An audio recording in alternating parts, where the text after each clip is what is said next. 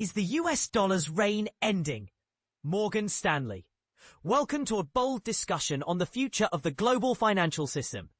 I'm Andrew Watrous, G10 FX strategist at Morgan Stanley, and today we're diving into a topic that's both fascinating and, for some, controversial. The behavior of the US dollar in an ever-changing global economy. But here's where it gets intriguing. Despite recent challenges, we believe the dollar's dominance isn't fading.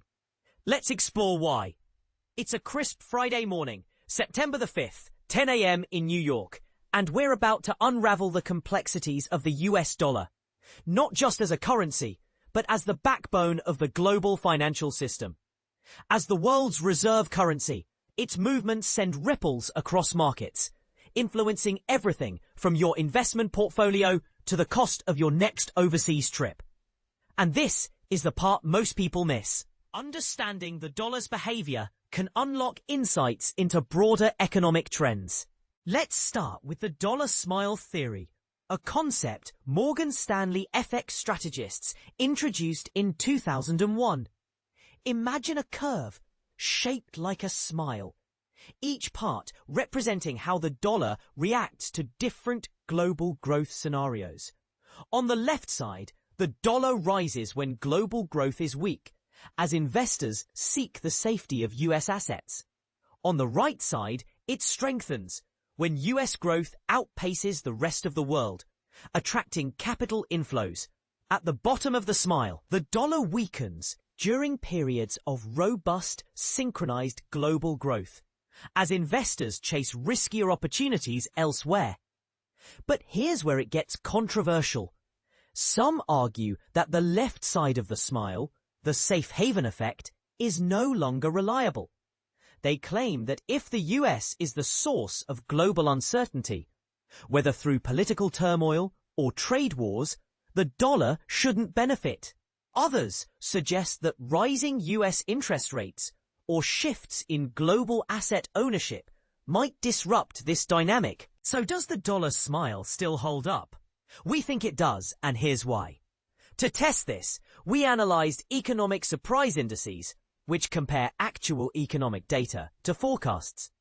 Over the past 20 years, when both US and global growth were weaker than expected, the dollar rose by an average of 0.8% per month.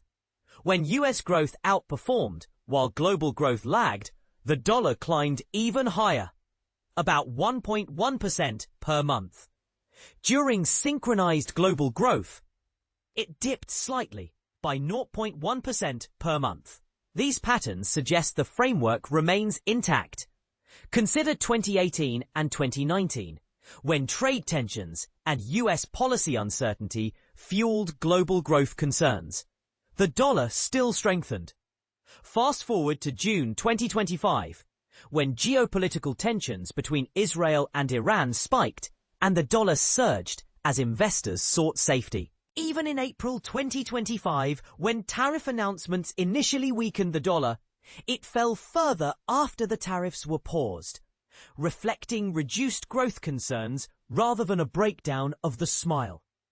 These examples show the dollar's resilience as a safe haven, even when the US is at the center of global worries. Now, here's the counterpoint. The dollar dropped 11% in the first half of this year, its steepest decline in over 50 years, marking the end of a 15-year bull cycle. We expect it to weaken further through 2026 as the Fed cuts interest rates and policy uncertainty persists. But even amid these shifts, we believe the dollar smile framework remains valid. When markets wobble, the dollar is likely to respond with resilience. So, what do you think? Is the dollar's safe haven status still secure? Or are we witnessing the beginning of its decline? Let us know in the comments. We'd love to hear your thoughts.